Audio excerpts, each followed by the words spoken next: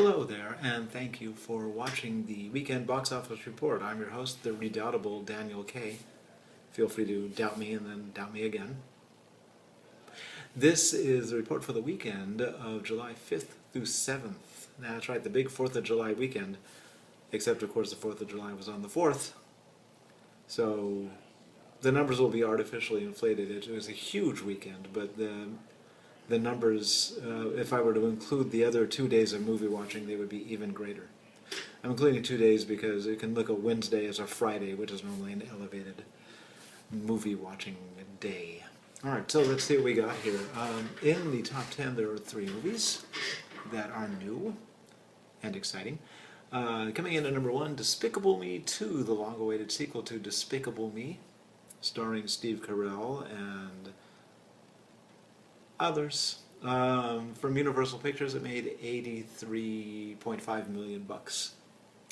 Very nice.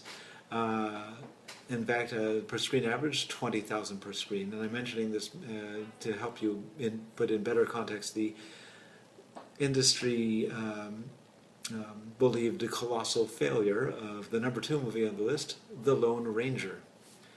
The Lone Ranger is said to... Well, here's the difference. Okay, so The Lone Ranger, starring Johnny Depp as Tonto and Armie Hammer as the Lone Ranger himself, as if that mattered. Coming from Buena Vista Pictures, made $29 million, 7,000 per screen versus 20,000 for Despicable Me. And more importantly, The Lone Ranger is supposed to have cost $215 million bucks to make, whereas Despicable Me is supposed to have cost $76 million.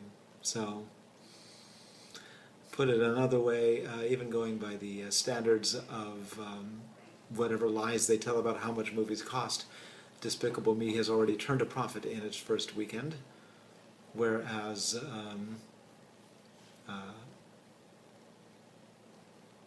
let's see, whereas The Lone Ranger, it's got a long way to go. So, bad news for, I don't know, Johnny Depp fans, Jerry Bruckheimer fans. Bad news for fans. Alright, coming in at number 8, the other new movie, Kevin Hart, Let Me Explain, a stand-up concert film. You don't see those much nowadays. But somebody did. It made $10 million. And of course, they don't even say what the budget was for this movie, but can't have been much.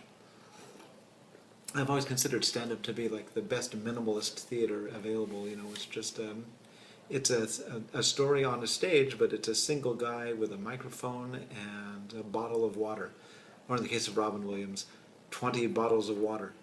And think, you know, compare that to say Miss Saigon, and you can see why stand-up endures. It's just cheap to do. Coming into the bottom of the list, oh, that's fascinating. Huh, I've never seen a thing like that happen before. I can't quite explain it. Oh, yes, I can. All right. At the very bottom of the list, Far Out Isn't Far Enough, the Tommy Ungerer story from First Run Pictures, made $83 on one screen. And following that, Hammer of the Gods from Magnolia Pictures, that made $164 on 2 screens, so it actually made $82 per screen. Hammer of the Gods is brand new from Magnolia, whereas Far Out Isn't Far Enough is 4 weeks old. Okay, I guess we've done enough box officing for today. Thank you very much for watching the Weekend Box Office Reports. Come on back again next week.